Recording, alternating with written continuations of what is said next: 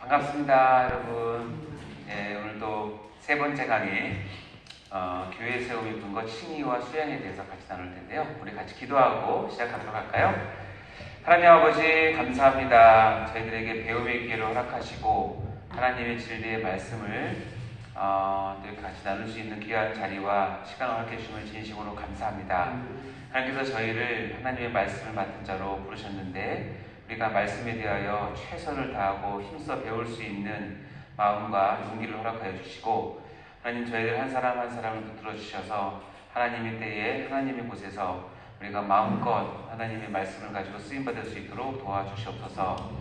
우리가 모두 교회를 세우는데 한 사람 한 사람이 정말 귀하게 사용되는 귀한 하나님의 종이 다 될 수 있도록 도와주시고, 아무쪼록 주님께서 준비하는 이 기간 가운데 큰 은혜를 주셔서 아버지 학업을 또한 잘 마칠 때까지 주님께서 인도하여 주시고, 한 사람의 마음들 가운데 하나님을 더욱더 사모하는 귀한 마음 심어주시길 간절히 바랍니다. 평생 주님을 섬기고 주님의 말씀을 섬기며 선포하는 것이 우리의 꿈이 되게 하시고 우리의 목표가 될 수 있도록 인도하여 주옵소서. 주님 저희에게 큰 은혜 주심 있습니다. 감사드립니다. 예수님 이름으로 기도하옵나이다. 네. 자, 그만 말씀드린 오늘 칭의와 수양에 대해서 보도록 하겠습니다. 우리 먼저 가기 전에 지난 시간과 한번 리뷰 한번 해볼까요? 자, 1번 회심이란 시작. 회심이란 마음이 온전히 하나님만을 향해 돌아서는 것을 의미하며 진정 나밖에 없냐? 라는 주님의 질문에 대한 분명한 결정으로서 표현될 수 있다. 주님이 여러분한테 진정 나밖에 없냐? 어디 물어보십니까? 이 질문은 항상 하십니다. 항상 하시고요. 특별히 결정적인 순간에 하세요.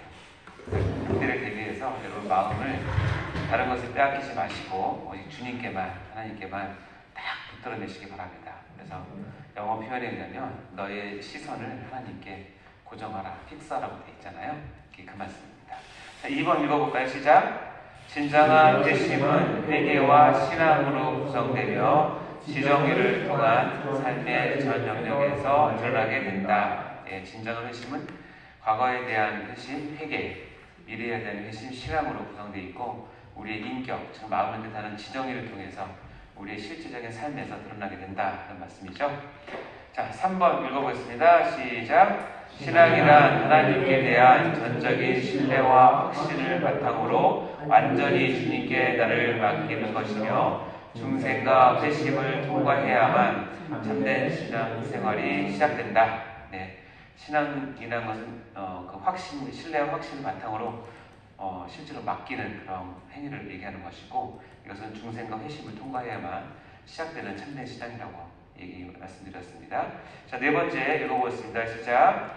참 신앙은 말씀에 대한 신앙과 그에 따른 생활을 포함하며 마찬가지로 참 믿음은 믿음과 그에 따른 행함이 동반되는 것을 의미한다. 네, 그렇죠? 우리 그때 A 플러스 B는 A 다시라고 이렇게 공식화해서 했는데 잘 또 기억하시고 참 믿음을 요구하시는 그 하나님의 말씀을 잘 기울이시기 바랍니다. 그래서 내가 믿는 것과 아는 것이 하나가 되는 여러분 다 되시기 바랍니다. 자, 우리가 전체 중에서 오늘 세 번째 강의죠. 그래서 교회 세움의 근거, 칭의와 수양에 대한 부분을 할 텐데, 여러분 많이 들어보셨습니까? 칭의? 칭의는 이제 많이 들어보셨을 거예요. 이제 우리 개혁주의에서는 아주 유명한 단어이기도 하고, 혹시 수양이라는 말씀 들어보셨습니까? 양자상. 예, 양자 된다. 그래서 수양은 그 많이 쓰는 단어가 아니라서 좀 생소하긴 할 텐데, 하나님의 이 은혜를 설명하는데 또 칭의와 수양만큼 또 색다른 각도의 은혜를 주는 단어는 없는 것 같습니다. 자, 전체적인 거 보면 우리가 주제별로 하나님의 말씀을 보고 있고요. 그 중에서 이제 증명된 교리라고 하는 것을 통해서 하나님을 더 알아가는 데 우리가 하고 있는데, 7개 주제 중에서 우리가 지금 어디라고 했죠? 예, 구원론 하고 있습니다. 전체 파악을 하고 계셔야 돼요. 우리가 지금 구원론에 대해서 구원의 서정, 과정 가운데 지난 시간까지 소명, 중생, 회심, 신앙을 했다면, 자, 오늘은 칭의와 수양을 할 예정입니다. 자, 이 표 기억나시죠? 예, 이 표에 의하면 소명과 중생, 회심, 신앙, 우리 인생사에 비교하면 정저와 난자를 얘기했고, 수정과 착상, 다음에 회심은 출산, 그리고 신앙은 자라면서 자기의 인식, 그리고 내가 믿음, 어떤 무엇을 믿는가에 대한 것이죠. 오늘은 이제 두 개인데 칭의와 수양입니다. 신앙과는 방향이 좀 반대예요. 신앙은 뭐냐면 내가 외부를 향해서 내 신앙을 확인하는 거예요. 내 눈으로 하나님을 보고 내가 하나님을 믿고 그걸 확인한다면, 칭의와 수양은 완전히 반대예요. 뭐냐면 외부에서 나를 어떻게 보는지를 확인하는 거예요. 외부에서 나를 어떻게 보는지. 그래서 인생사로 따지면 이렇습니다. 내가 자라면서 내가 아들이구나, 내가 딸이구나 하는 것은 어떻게 알 수 있냐면, 자기가 확인할 방법은 없어요. 주위에서 이거 아들이네, 장군이네, 그러면 이제 아들이고, 아유 공주네 그런 거예요.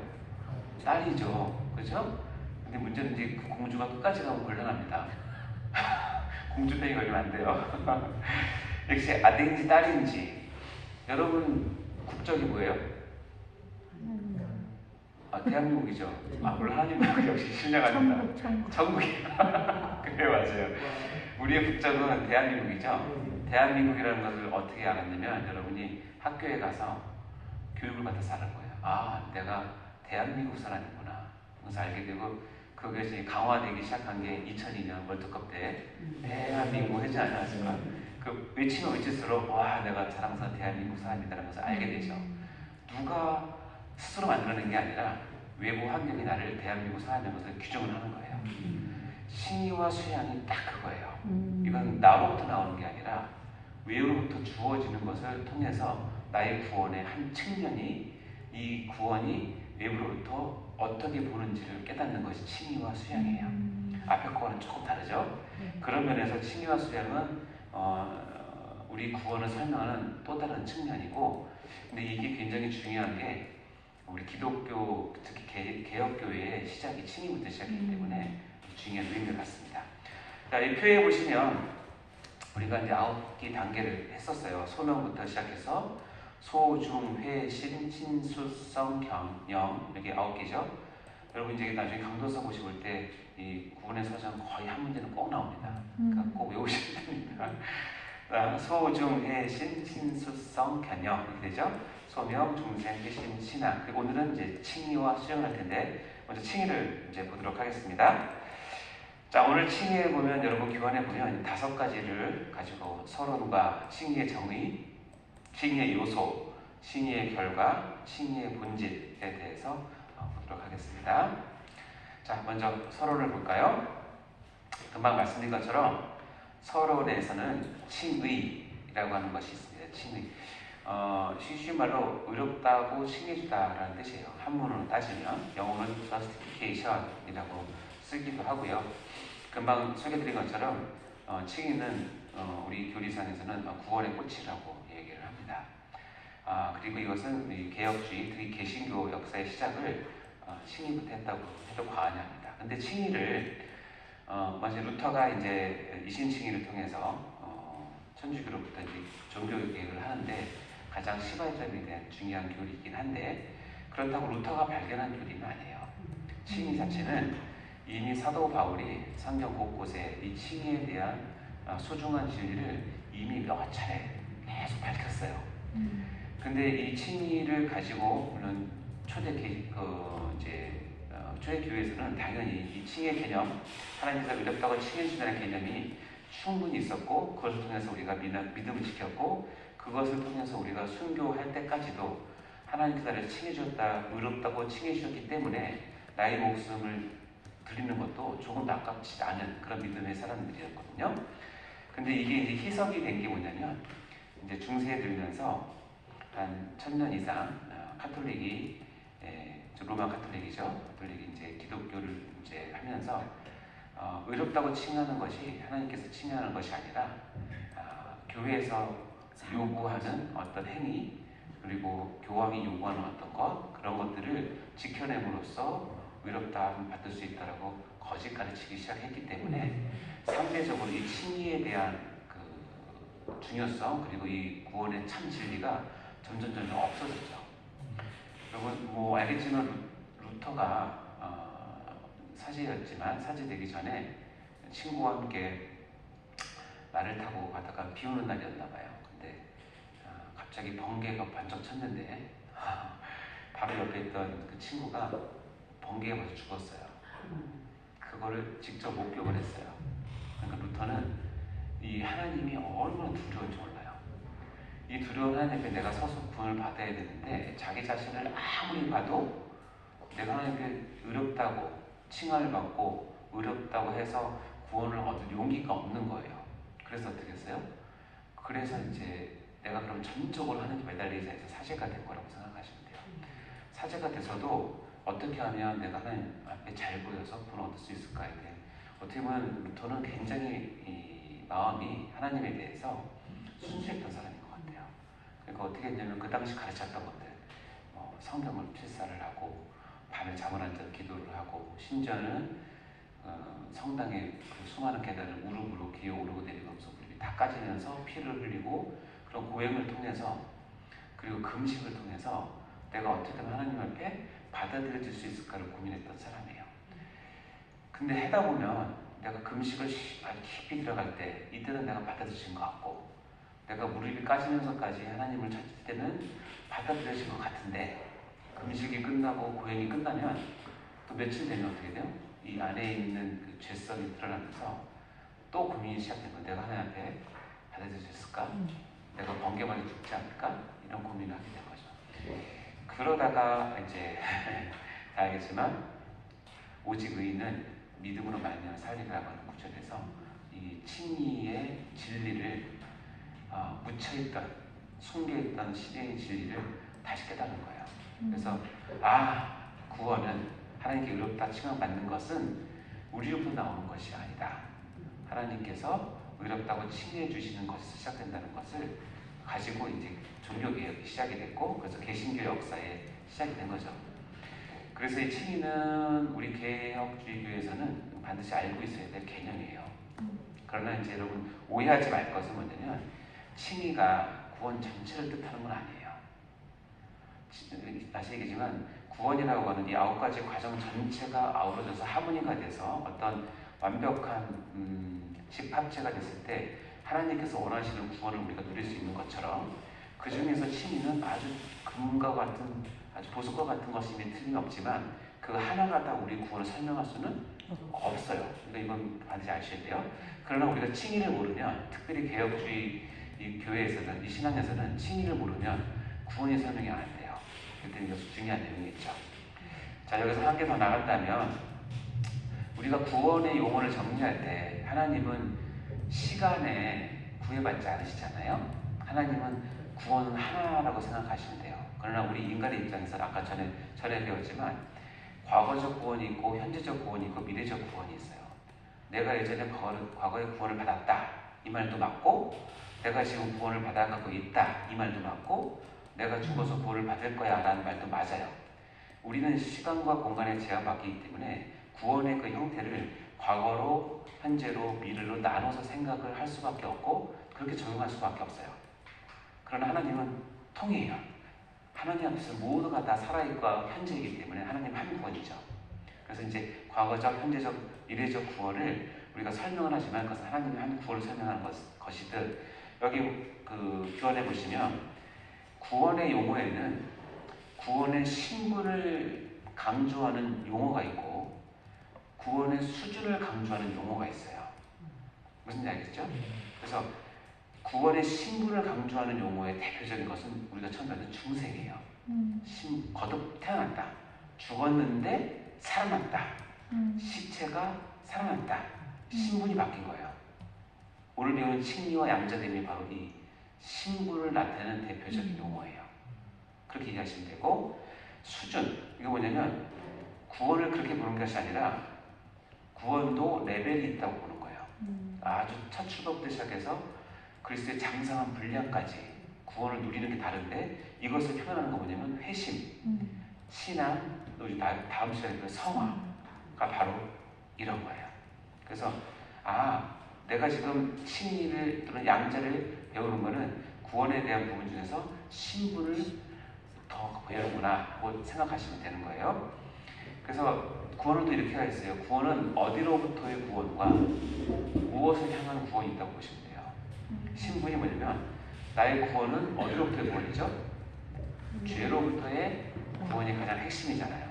그것이 이제 중생 심양자이고 어디를 향해서 구원합니까? 그렇죠. 천국 또 하나님의 나라를 향해서 가는 거죠. 그 과정을 듣는 게 회심시나 성화라고 생각하시면 돼요. 자, 그래서 그 다음에 나오는 것이 이 말인데 로마서 1장 17절 말씀입니다. 읽어볼까요? 시작. 복음에는 하나님의 의가 나타나서 믿음으로 믿음에 이르게 하나니 기록된 바 오직 의는 믿음으로 말미암아 살리라가 같으니라. 여기에서 나온 오직 의는 믿음으로 말미암아 살리라. 이게 이제 루터가 이 말씀에서 하나님의 우리가 믿음으로 하나님께 받아들여지는 것은 어떻게 해요? 오직 믿음이다 라는 것을 깨닫게 된 거죠. 자, 그리고 이제 그래서 이 말은 믿음으로 말미암아 살리라 라고 하는 것은 구원의 어떤 부분을 강조하는 말이냐면 신분을 얘기하는 거예요. 그리고 다음에 우리가 에베소 2장 8절 9절 말씀 굉장히 중요한 말씀이고 제가 처음부터 여러분께 강조했던 말씀인데요. 읽어보겠습니다. 시작. 너희는 그 은혜에 의하여 믿음으로 말미암아 구원을 받았으니 이것은 너희에게서 난 것이 아니요 하나님의 선물이라. 행위에서 난 것이 아니니 이는 누구든지 자랑하지 못하게 하느니라. 그래서 구원의 신분을 나타내는 구절 중에서 굉장히 중요하고 요긴한 구절이에요. 아주 대표적인 구절인데 여기 노란색으로 표현되어 있는 은혜, 믿음, 구원, 선물은 이꼴이라고 생각하시면 돼요. 같은 뜻이고 같은 뉘앙스고 같은 하나님의 말씀이거든요. 은혜와 그리고 이는 믿음과 그래서 구원을 얻는 것은 선물이라는 거예요. 이것은 뭘 뜻하냐면 구원의 아까 얘기했지만 신분을 나타내는 구원의 가장 대표적인 거예요. 그래서 제가 처음 이 교리를 시작하면서는 구원의 수준이나 이런 부분을 먼저 다루지 않는 이유는 뭐냐면 이 신분에 대한 부분, 즉 내가 어떻게 구원을 얻었는지에 대한 하나님의 전적인 은혜라고 하는 부분이 완벽하게 선 다음에 그 다음에 수준으로 넘어가야 그 다음이 이해가 되기 때문에 그래요. 그래서 여기 말하는 은혜, 믿음, 구원, 선물은 우리의 구원의 신분을 나타내는 대표적인 말이에요. 자, 이것까지는 우리가 이제 늘 보았던 말씀인데 여러분이 마태복음 11장 12절에 보면 이 말씀도 아실 거예요. 자, 읽어볼까요? 시작. 세례 요한의 때부터 지금까지 천국은 침노를 당하나니 자는 빼앗으니라. 천국은 침노를 당한대요. 만약에 우리가 구원이 신분만 있다면 정확히 얘기하면 천국은 우리에게 주어진다라고 해야 정확한 표현이에요. 그렇죠? 신분만 있다면 내가 믿었어, 그리고 내가 신분이 바뀌었어, 그리고 내가 자동적으로 천국을 부여받아 이렇게 끝나면 모든 게 끝나는데 여기는 어떻게 해요? 천국은 침노가 다 오히려 거꾸로 됐어요. 내가 수동이 돼야 되는데 여기는 천국이 수동이 돼버렸어요. 그러면 능동은 뭐냐면 내가 천국 침노해 가는 거예요.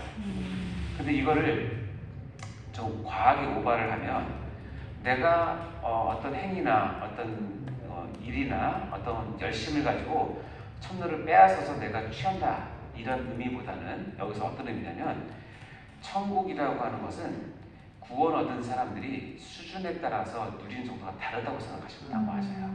이게 그런 의미인 거예요. 그러니까 천국이 있어요. 이것은 나에게 이미 주어졌어요. 하나님 은혜 가운데 하나님께서 이미 약속해서 주어졌어요. 그러나 저 천국을 향해서 내가 믿음을 가지고 그것을 얼마나 내가 가려고 노력하느냐에 따라서 이 땅에서 누리는 천국의 정도는 다르고 그래서 그것을 누리는 하나님의 일도 다르고 하나님의 쓰임도 다르고 더 나아가서 요한계시록에 보면 천국에서 누리는 상급도 달라요. 그것까지 다 세세하게 다 설명할 수 없지만 천국은 나에게 이미 주어진 것이지만 수동적으로 나는 또한 천국을 향해서 나의 모든 전심을 향해서 들어가야 돼요. 힘을 다해서 들어가야 되는 거예요. 이게 천국을 침노가 당한다는 표현하는 거예요. 이것은 이제 금방 말씀드린 것처럼 우리 구원의 수준을 뜻한다고 생각하시면 돼요. 또 대표적인 말이 있죠. 빌립보서 2장 12절 말씀인데 읽어볼까요? 시작. 그러므로 나의 사랑하는 자들아 너희가 나 있을 때뿐 아니라 더욱 지금 나 없을 때에도 항상 걱정하여 두렵고 떨림으로 너희 구원을 이루라.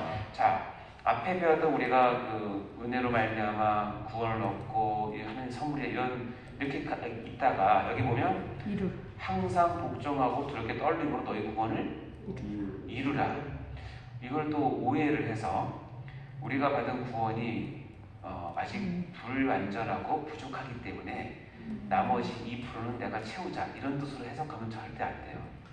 이건 교리적으로 맞지 않고 진리에 맞지 않는 거예요. 그러면 이거를 또 어떻게 해석하냐? 똑같아요. 이 부분은 나의 구원을 어떻게 해요? 수준 차원에서 생각을 하시면 돼요. 항상 복종하고 두렵고 떨림으로 나의 구원을 이루어가면서 그 구원을 누리는 것을 얘기하는 거예요. 그리고 그렇게 하는 것이 마땅하다는 거예요. 그러면서 이렇게 할 수 있는 것은 거꾸로 얘기하면 신분이 이미 하나님께 구원받기로 예정되어 있고 확정된 사람만이 두렵고 떨림으로 너희 구원을 이뤄갈 수 있는 자격이 되는 거라고 생각하시면 돼요. 그러니까 두 가지를 생각하시는 거예요. 내가 신분적으로 구원을 받았음을 확신한과 동시에 확신을 받은 사람은 오히려 더 적극적으로 액티브하게 천국을 향해서 구원을 이루는 것을 향해서 매진할 것을 얘기하는 거예요. 이것이 구원을 바라보는 두 측면이라고 생각하시면 돼요. 이 두 가지가 반드시 같이 있을 것을 성경은 이야기하고 있는 거예요. 한쪽이 치우치시면 안 돼요. 자, 그러면 이걸 볼까요? 출애굽기 14장 13절에 읽어보겠습니다. 시작! 모세가 백성에게 이르되 너희는 두려워하지 말고 가만히 서서 여호와께서 오늘 너희를 위하여 행하시는 구원을 보라. 너희가 오늘 본 애국 사람을 영원히 다시 보지 아니하리라. 이렇게 돼 있죠. 이 장면은 어디서 나온 장면인지 아셔요? 네. 어디서 나왔어요? 홍해 사건 기억나시죠? 네. 모세가 이제 백성들이 너무 두려워하는 거예요. 뒤에서 애국 군대가 쫓아오고 앞에는 아주 깊은 홍해 가라 있는데 모세가 백성에게 너희는 두려워하지 말고 뭐해서 가만히 서서 여호와께서 오늘 너희를 위해서 행하시는 구원을 보라. 자, 이거는 하나님께서 구원을 이루시는데 전적으로 하나님께서 하실 것을 선언하시는 거죠. 네, 이거예요. 전적으로 하나님께서 100% 하시는 거예요. 이럴 때 우리가 해야 될 일은 뭐냐면 가만히 서야 돼요. 서서 보면 돼요.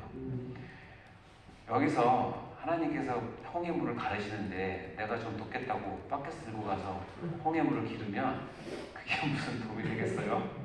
하나님이 거추어서 다르지 않겠어요? 하나님께서는 하나님의 구원을 이루시는 거에 있어서 이렇게 100% 하나님께서 하실 일은 하나님께서만 하신다는 거예요. 아무의 도움도 필요 없고 우리의 도움도 하나도 필요 없다는 거예요. 그러니까 홍해 가를 때 옆에서 바켓으로 물 깃는 그런 행위는 우리가 하지 않아야겠죠. 그러나 갈라놓은 홍해 그리고 아스팔트 된 홍해 거기를 걷는 거는 여러분 발로 건너셔야 돼요. 그것까지 앉아가지고 하시면 하나님도 힘들어하세요. 그때 걸으면서 놀라는 거죠. 야, 물기둥이 섰네. 야, 바다가 갈라지고 바닥이 아스팔트처럼 굳었네. 더 놀라운 건 뭔지 아세요? 그렇게 지나간 바다에 그 길에 애국 군대가 들어왔을 때는 한순간에 무너져서 그들이 다 죽었다는 사실. 우리는 구원의 길이지만 하나님의 백성이 아닌 사람에서는 멸망의 길이에요.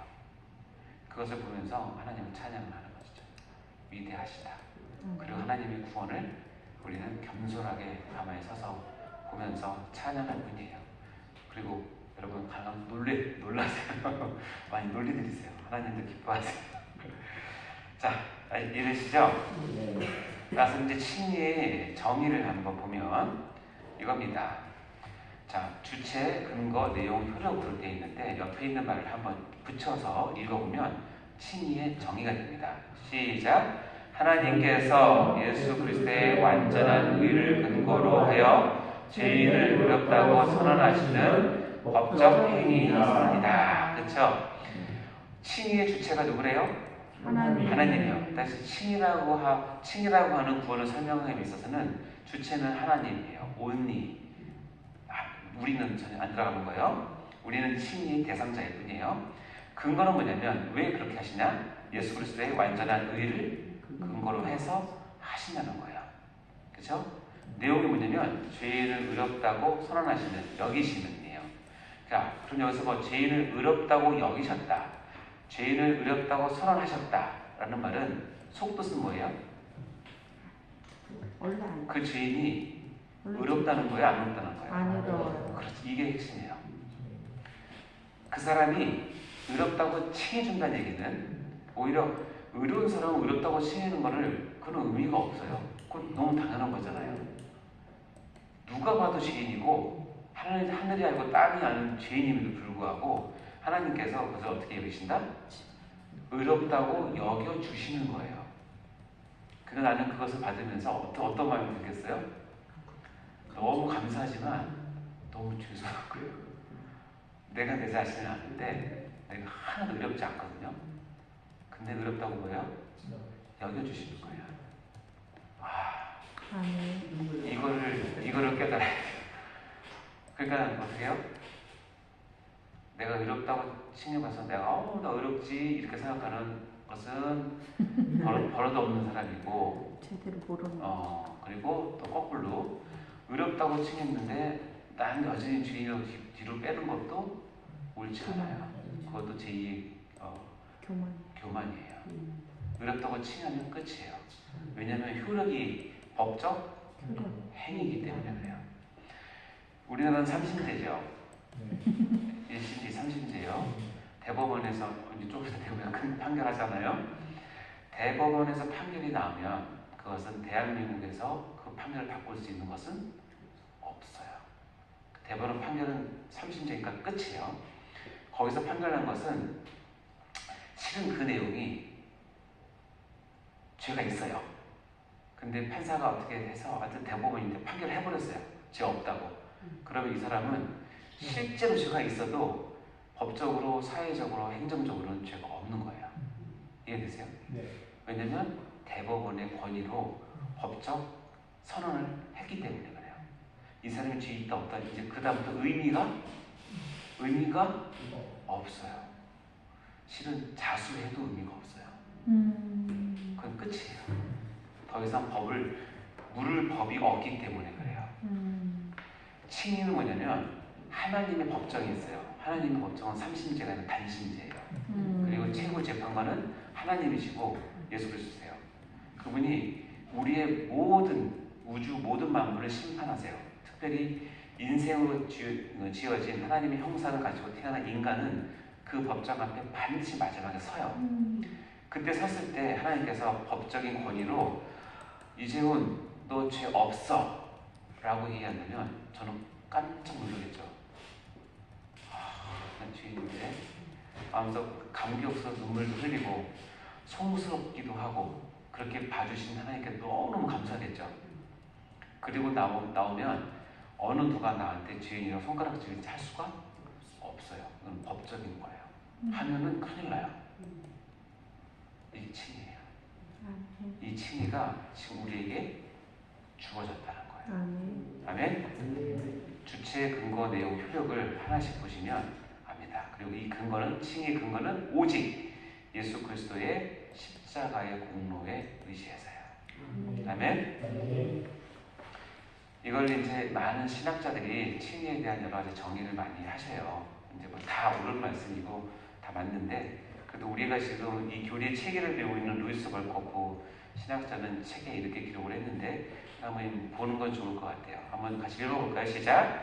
칭의는 예수 그리스도의 의를 기초로 하여 죄인에 대한 율법의 모든 요구가 만족된 것을 선언하시는 하나님의 재판적 행위이다.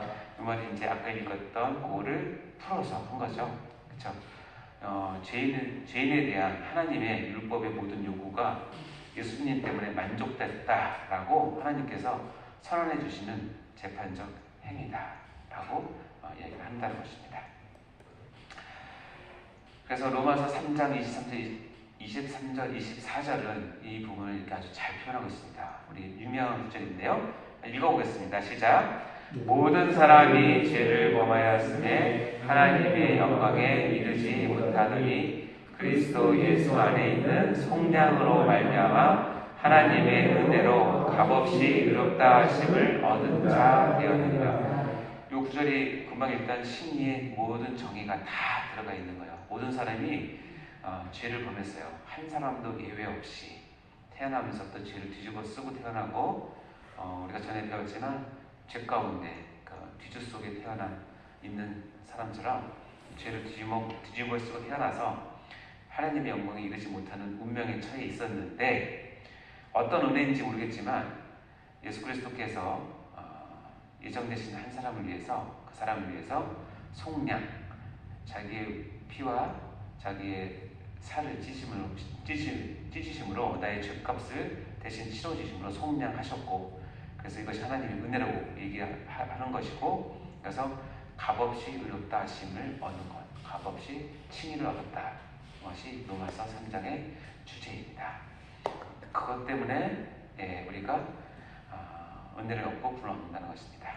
자, 잠시 쉬고 두 번째 강의 듣도록 하겠습니다.